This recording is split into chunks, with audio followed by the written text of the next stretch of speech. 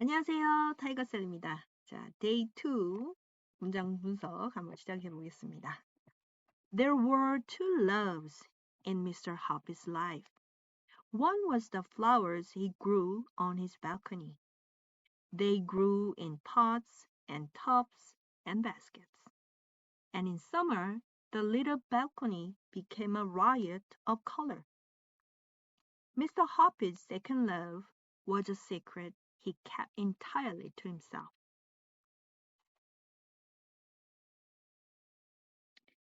There were two loves in Mr. Hoppy's life. 자, 여기 우리가 이 문장을 보다 보면은 자주 보게 되는 표현이죠. there. 그죠? 우리가 알고 있는 there는요, 부사로서 거기에 이런 뜻으로 쓰인 부사가 있습니다. can you give me that over there? 저쪽에 있는 거 좀 줄래? 뭐 there, over there, there.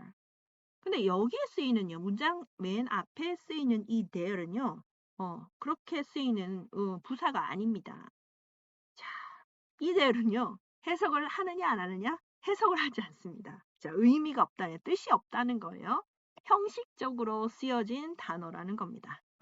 여러분들은 영어 문장을 이제 앞으로 접하시면서 문장이 이렇게 쭉 단어들이 나열이 되어 있는 게 문장이잖아요. 그죠? 그러면은 그 단어 하나를 다 해석을 해서 사전을 찾아서 이게 무슨 뜻이더라 해가지고 쭉 그 뜻을 연결한다고 해서 그 문장의 전체 해석이 되는 게 아닙니다. 왜냐하면 그 나열돼 있는 단어들 중에는요, 의미로서 해석이 되는 단어들이 뭐 대부분이겠지만 해석이 안 되는 뜻이 없는 그죠? 의미로 쓰인 게 아니라는 거죠. 기능적인 어떤 역할을 하는 단어들도 있습니다. 그런 것이 있다는 걸 아셔야 돼요. 자, 대열은 뭐냐? 우리가 사실 이 비동사가 있죠, 여기에. 이 비동사가 물론 뒤에 그죠? 주어를 쓰고요. 자, 우리가 비동사를 사용한다는 거는 뒤에 형용사나 아니면 명사를 가지고요. 문장을 만들 때 이건 주어고 여기 수로 자리에는 동사가 들어가야 되기 때문에 동사가 들어가야 되는데 동사 대신에 형용사나 명사가 오기 때문에 형식적인 동사라도 필요합니다. 그래서 이 비동사가 이렇게 형식적인 역할을 하기 위해서 오거든요. I am pretty. I'm pretty. I pretty 하면은 될 것 같지만 난 이뻐. I pretty 하면 될 것 같지만 영어는 어떻게 해요? I am pretty 해야 맞다는 거죠. 왜냐하면 pretty라는 단어가 동사가 아니라 형용사로 분류되는 단어이기 때문에 그 수로 자리에 쓰일 수가 없습니다. 그래서 이 형식적인 비동사, 형식적인 비동사를 쓰고 형용사나 명사와 결합해서 문장을 만드는 거거든요. 자, 그런데 이럴 때 쓰이는 이 비동사는 특별히 의미가 없죠. 그죠? 이 형식적으로만 사용되는 거지만 우리가 비동사라고 하는 것이 영어에서 찾았을 때, 그죠? 우리가 영어에서 사전에서 찾을 때는 동사 같은 경우에는 동사의 원형, 변하지 않은 기본 형태를 찾아야 되는데요. 비동사는 주어가 I일 때 am, you일 때 are, he, she면 is 뭐 이런 식으로 변화를 하죠. 변하지 않는 기본 형태는 be라고 해서 우리가 비동사라고 부르는데요. 이 비동사가 사전에서 뜻을 찾아보면 뭐 있다, 존재한다라는 뜻으로 되어 있습니다. 여러분 사전 찾아보시면 아시겠지만 그런 의미를 가지고 있습니다. 나름대로. 그래서 여러분들이 영어를 만들 때 무엇이 있다, 무엇이 어디에 있다, 있다라는 말을 만들기 위해서 영어의 비동사를 활용하셔야 된다는 거죠. 자, 그러면은 예를 들면 지금 두 개의 사랑이 있다라고 했을 때 주어가 두 개의 사랑 아닙니까? 그죠?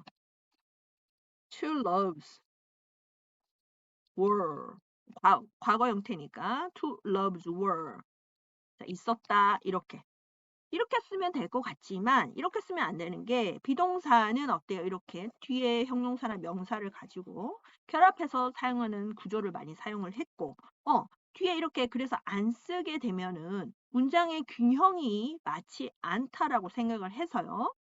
이 비동사만 이렇게 해서 끝나는 문장 구조는 사용하지 않습니다. 균형이 맞지 않다. 그래서 비록 있다라고 의미로 사용이 되지만 이렇게 해서 끝나지 않는다. 그러면 어떻게 하느냐? 이 주어를 뒤로 던집니다. 비동사 뒤로 던지고요. 그럼 비어있는 주어 자리는 비워두면 안 되겠죠. 그래서 거기에 뜻이 없는 대어를 쓰게 됩니다.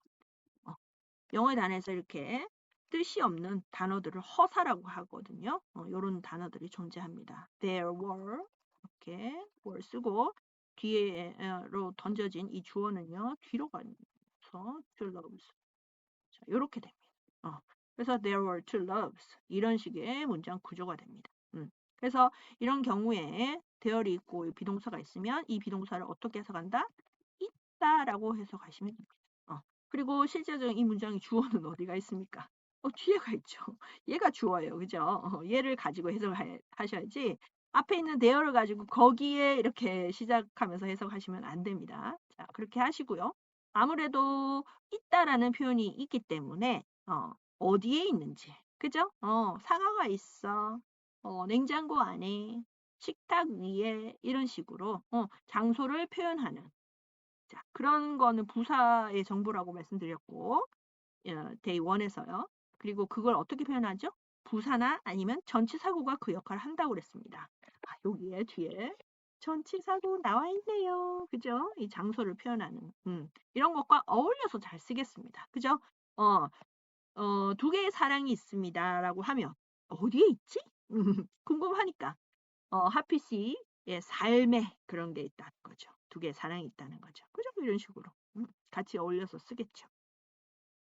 그래서 이런 식으로 됩니다. 앞으로 그래서 여러분들이 무엇이 있다라는 표현을 쓸 때 뭘 떠올려라? there를 떠올리시면 됩니다. 자, 그러면 그 주어는 어디? 여기 있다라는 거. 그죠? 두 개의 사랑이 있습니다. 어디에요? Mr. Hoppy's life. Mr. Hoppy 씨의 삶에는 이렇게 삶에는 두 개의 사랑이 있습니다. 아시겠죠? 자, 그러면은 지금 두 개의 사랑이 있다라고 얘기를 했기 때문에 그죠? 두 개가 있습니다. 그러면 하나는 뭐고 또 다른 하나는 뭐다. 뭐 이렇게 말을 하고 설명을 할 거 아닙니까? 그죠? 그러면 이제 그때는 어떻게 하느냐? 우리가 두 개가 있을 때는요. 하나는 이거고 다른 하나는 이거다. 또 있습니까? 없죠. 이미 범위가 정해져 있어요. 그죠? 두 개.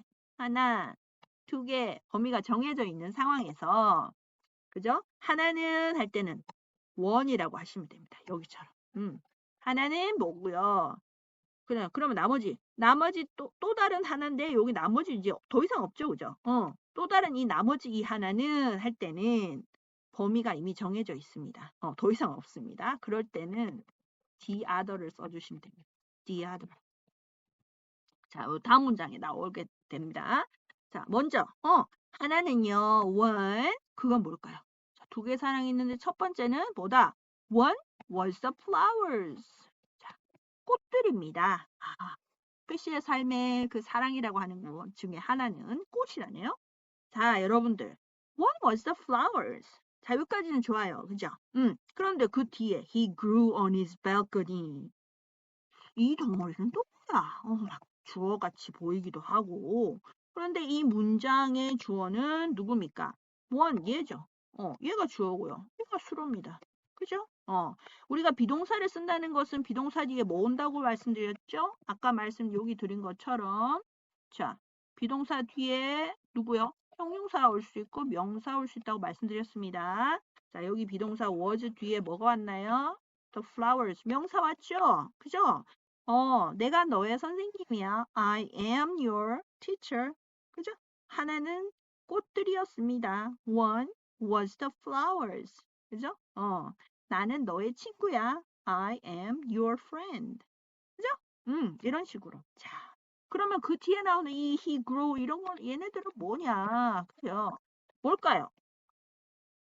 자, 영어에서 저번 시간에 제가 한번 말씀을 드렸습니다만은 영어에서 명사가 있으면요. 자, 명사는 문장의 곳곳에 존재하겠죠. 여기 바로 명사가 하나 보이네요. 누구요? flowers. the flowers. 그죠? 여기. 꽃들이라는 명사가 보이고 있습니다. 그러면은 이 꽃들이 여기서 문장이 끝나도 상관없죠. One was the flowers. 여기서 끝나도 돼요. 마침표 찍어도 돼요. 근데 이 작가가 어때요? 어떤 꽃들인지 설명해주고 싶은 겁니다. 자, 명사가 있으면 이 명사가 어떠한 명사인지 설명을 할 필요가 있다. 그러면 한국어에서는 명사가 있을 때 설명할 때는 어떻게 한다? 항상 명사 앞에서 명사를 설명합니다. 뭐 어떠어떠한 꽃들이다. 이렇게. 어떠어떠한 꽃들. 이렇게. 항상 명사 앞에 먼저 선행해서 수식하는 말을 사용하지만 영어는요. 짧은 구조 같은 경우는 명사 앞에 오기도 하지만 원칙적으로는 명사 뒤에 놓여서 뒤에서 명사를 수식해주는 구조를 갖는다고 초반에 말씀드렸는데 네, 다시 한번 말씀드릴게요. 자, 그래서 그거를 절대 잊어버리시면 안 됩니다. 왜냐하면 우리 한국어가 다르기 때문이죠. 차이점을 반드시 아셔야 되겠죠. 뭐 비슷한 거는 뭐 한국어와 그죠? 비슷한 거는 우리가 기억하기 쉽지만 뭐 전혀 다르다. 그런 거는 정확히 아셔야 됩니다. 자, 어떤 꽃이냐면 그가 키우는 어디서? 그의 발코니에서 그죠? 그의 발코니에서 그가 키우는 꽃들이었다. 이렇게 되는 거예요. 꽃들은 꽃들인데 무슨 꽃? 그의 발코니에서 그가 키우는 꽃들이었습니다. 이렇게 해석이 되는 거예요.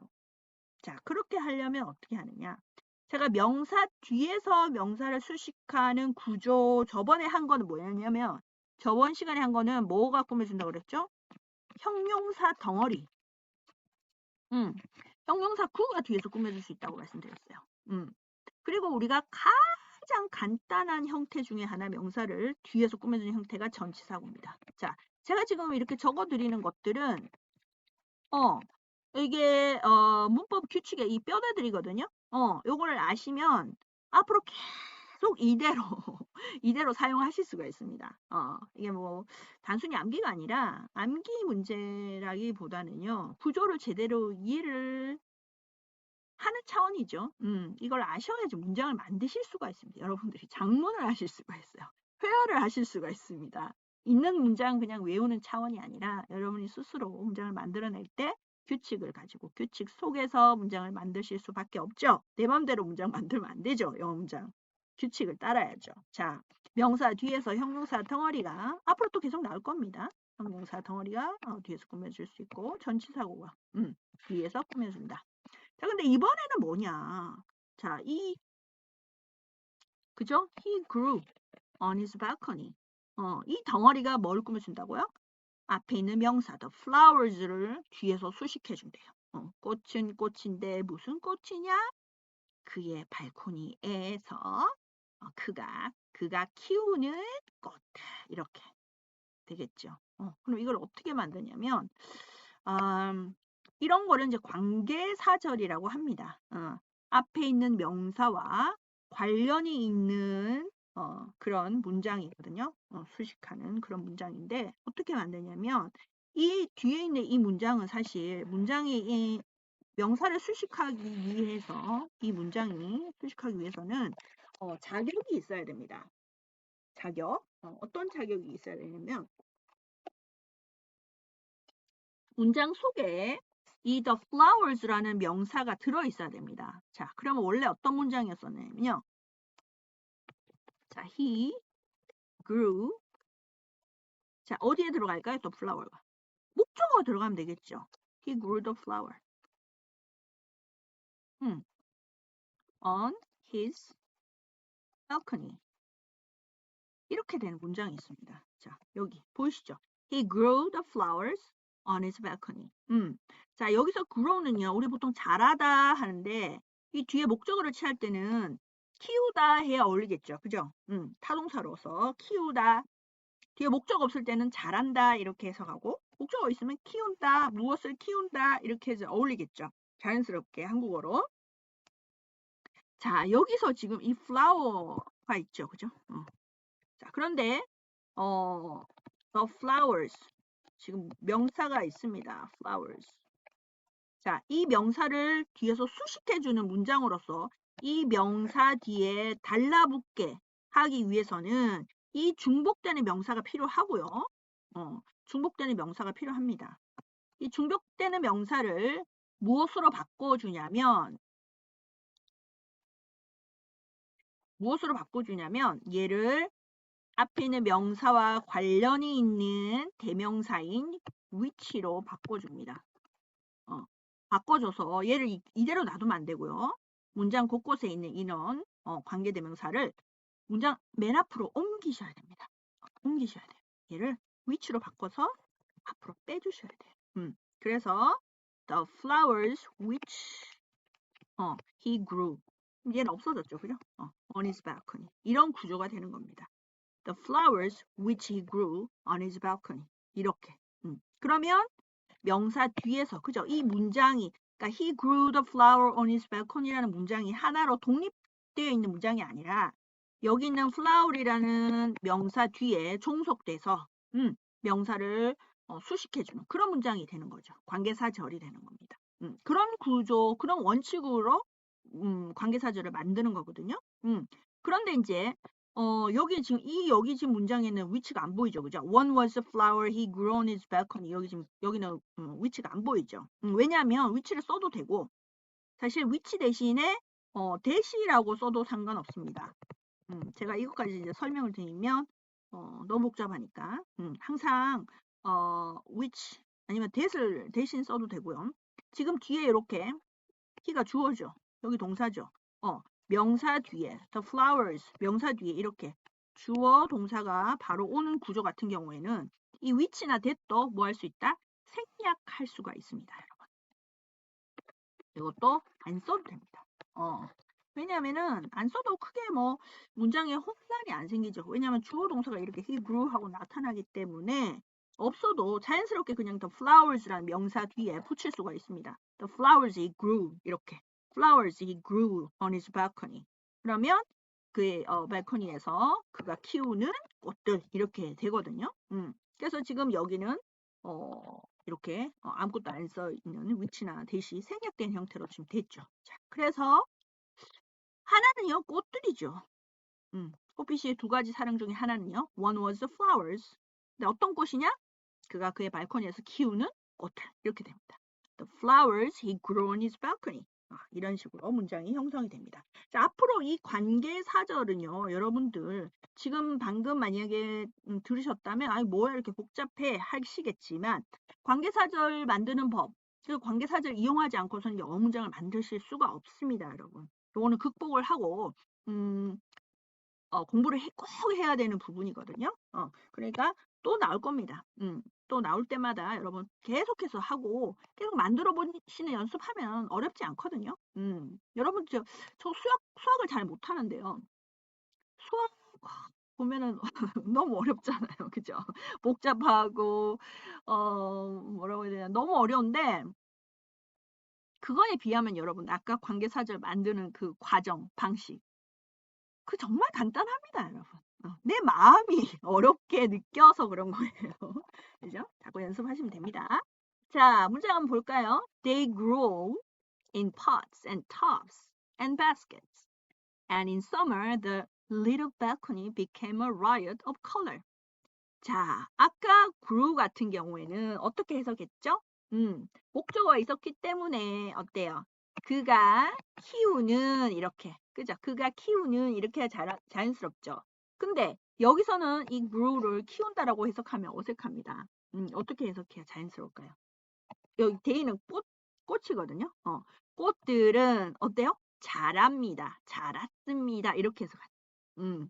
이 데이가 꽃들을 가리키는 겁니다. 앞에 문장에서 the flowers를 가리키는 겁니다. they 꽃들은 grew 자랐습니다. 이렇게 하죠. they grew 자랐습니다. 그러면 뭐가 궁금해요? 어디서 자랐는지 그게 궁금한 거죠. 뭐 정원인지 그죠? 뭐 화분에서 자랐는 건지 뭐 이런 게 궁금한 거죠.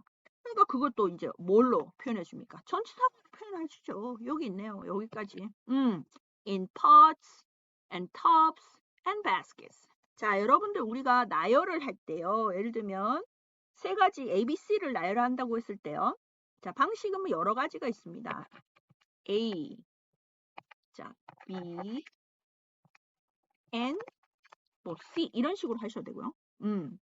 아니면 A and B and C 이렇게 다 쓰셔도 되고요. 아니 그냥 콤마로 쓰죠. A, B, C 뭐 이렇게 해주셔도 되고요. 여러 가지 방식이 있습니다. 그거는 이제 여기 이 작가의 뭐 약간 스타일이 들어갈 수 있겠죠. 세 가지를 다 나열할 때 어때요? pots, tubs, baskets 나열할 때 다 and를 써줬네요. 그죠? 이거 이거 이런 식으로. 그 뭐 화분이나 그죠? 여기는 뭐 저기 통 같은 거죠. 그죠? 이게 좀 큰 통 같은 거예요. tubs. 그다음에 basket. 바구니.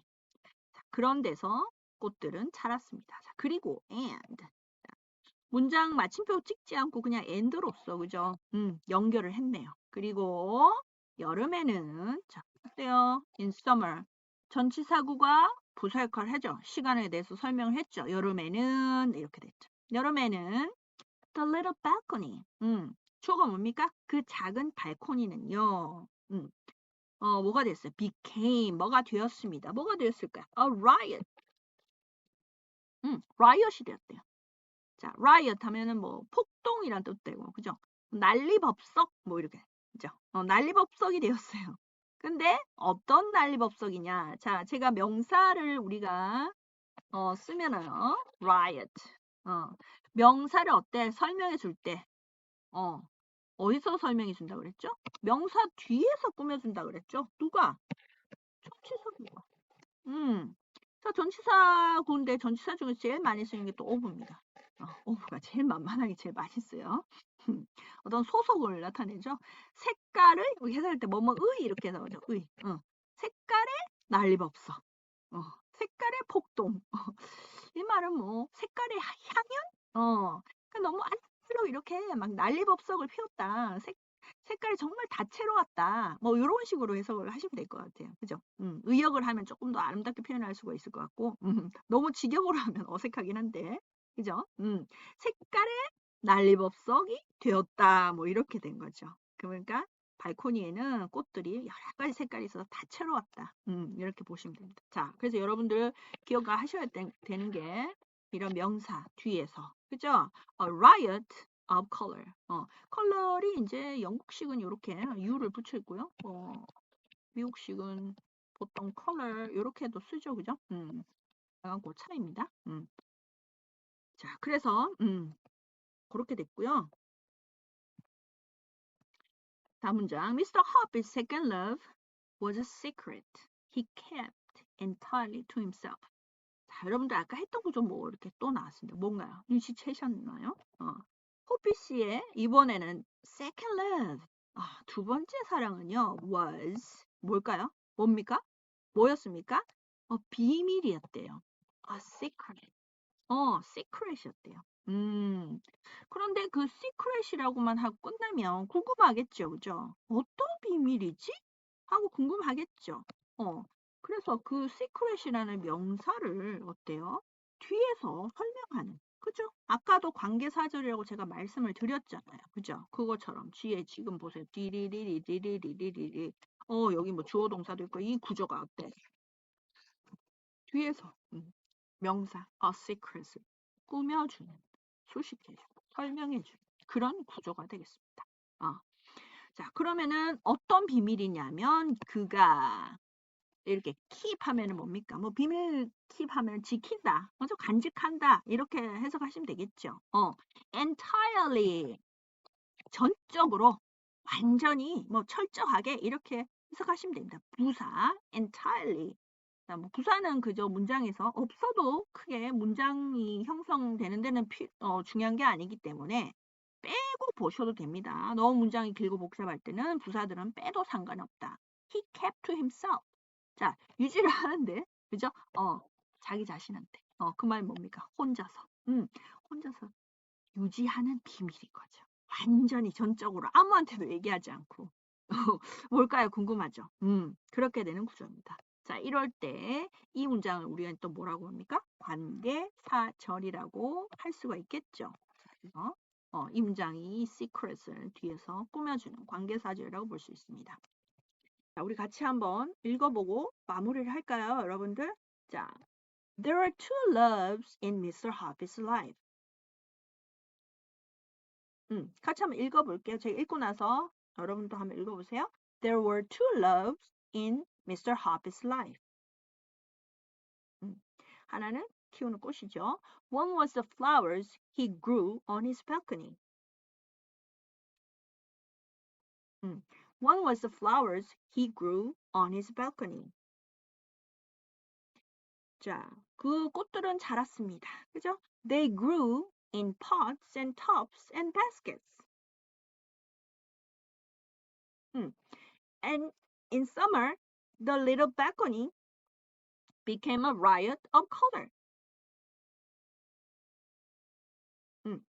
그죠? 뜻을 생각하면서 문장 계속 만들어본 연습하세요. 마지막 문장, 두 번째 사랑은 비밀이었대요. Mr. Hoppy's second love was a secret he kept entirely to himself. 자, 여러분들 그 목소리를 밖으로 내서 하시는 거 굉장히 중요하거든요. 자, 한 번 더. Mr. Hoppy's second love was a secret he kept entirely to himself. 오케이. 자, 여러분들 읽으시면서 또 제 강의 들으시면서 또 필사 써보시기도 하면서 영어 문장을 자꾸 하시면서 정복해 보도록 합시다. 화이팅 화이팅.